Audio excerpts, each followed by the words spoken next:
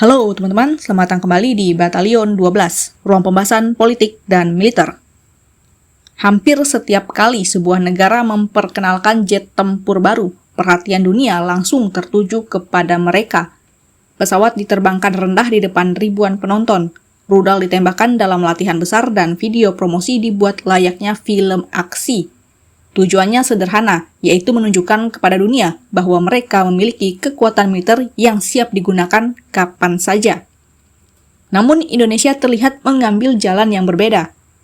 Kita memang sesekali melihat latihan udara atau demonstrasi alutsista dalam peringatan tertentu, tetapi dibandingkan banyak negara lain, Indonesia relatif jarang memperlihatkan seluruh kemampuan udara militernya kepada publik. Lalu muncul pertanyaan, apakah Indonesia memang belum memiliki kemampuan yang cukup untuk dipamerkan atau sebenarnya ada strategi lain yang sengaja diterapkan? Cus, kita bahas. Dalam dunia militer ada sebuah prinsip yang telah digunakan selama puluhan tahun. Semakin banyak informasi yang diketahui lawan mengenai kemampuan sebuah negara, maka semakin mudah pula mereka menyusun strategi untuk menghadapinya. Karena itulah banyak negara tidak pernah benar-benar membuka seluruh kemampuan militernya kepada publik. Yang diperlihatkan biasanya hanyalah sebagian kecil, sementara kemampuan sebenarnya tetap menjadi rahasia. Hal yang sama juga berlaku pada pertahanan udara. Banyak orang menganggap kekuatan udara hanya terdiri dari jet tempur yang melesat cepat di langit, padahal kenyataannya jauh lebih kompleks. Di balik satu pesawat tempur yang sedang terbang, terdapat jaringan radar, pusat komando, sistem komunikasi militer, pengendalian lalu lintas udara militer, hingga sistem pertahanan rudal yang bekerja secara bersamaan. Semua elemen tersebut saling terhubung membentuk satu kesatuan. Tanpa radar yang mampu mendeteksi ancaman, pilot akan kehilangan banyak informasi. Tanpa pusat komando yang mampu mengolah data, koordinasi antara satuan menjadi sulit dilakukan. Dan tanpa jaringan komunikasi yang aman, seluruh operasi dapat terganggu. Karena itulah sebagian besar sistem tersebut tidak pernah dijelaskan secara rinci kepada masyarakat. Bukan karena tidak ada, tetapi karena memang dirancang untuk tetap menjadi bagian dari kerahasiaan militer. Indonesia sendiri memiliki pendekatan yang cukup berbeda dibandingkan beberapa negara lain.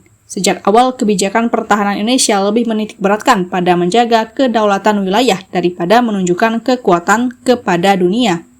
Indonesia juga bukan negara yang memiliki doktrin ekspansi militer. Fokus utamanya adalah mempertahankan wilayah nasional, menjaga keamanan ruang udara, serta memastikan setiap ancaman dapat direspon dengan cepat apabila sewaktu-waktu terjadi.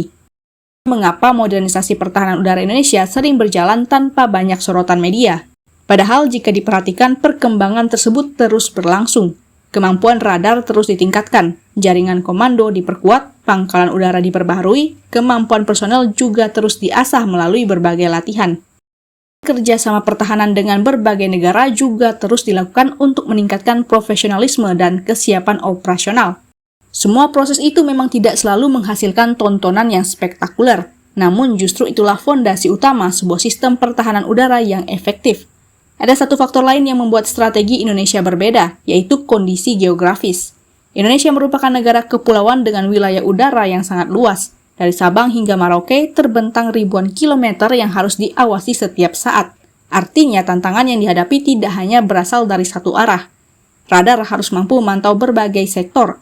Jet tempur harus siap diterbangkan dari berbagai pangkalan. Koordinasi antar wilayah harus berjalan dengan cepat dan akurat. Karena itu, pembangunan pertahanan udara Indonesia lebih difokuskan pada kesiapan operasional dibandingkan pertunjukan kekuatan. Dalam dunia strategi militer dikenal sebuah konsep yang disebut sebagai deterrence atau daya tangkal. Daya tangkal bukan hanya dibangun melalui jumlah senjata yang dimiliki, tetapi juga melalui ketidakpastian yang dihadapi oleh pihak lawan. Apabila seluruh kemampuan sebuah negara dipublikasikan secara terbuka, maka pihak lain akan lebih mudah mempelajari kelebihan maupun kelemahannya.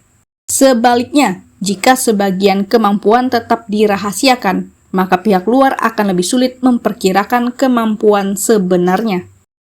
Indonesia tampaknya memilih pendekatan tersebut. Bukan berarti Indonesia tidak memiliki kekuatan, dan juga bukan berarti Indonesia enggan menunjukkan kemampuan militernya. Melainkan karena prioritas utamanya adalah memastikan seluruh sistem benar-benar siap ketika dibutuhkan. Pada akhirnya, ukuran kekuatan sebuah pertahanan udara bukanlah seberapa sering jet tempur muncul di televisi atau media sosial. Yang jauh lebih penting adalah apakah seluruh sistem mampu bekerja secara efektif ketika negara menghadapi situasi darurat. Mungkin kita memang tidak setiap hari melihat jet tempur TNI Angkatan Udara melakukan demonstrasi besar-besaran. Namun di balik layar, para pilot terus berlatih, teknisi terus melakukan pemeliharaan pesawat, operator radar terus memantau wilayah udara, dan seluruh unsur pertahanan tetap menjalankan tugasnya menjaga langit Indonesia.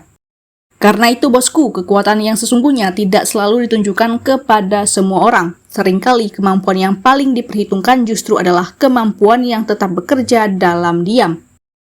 Bagaimana pendapat Sobat Batalion 12? Kita lanjut di kolom komentar.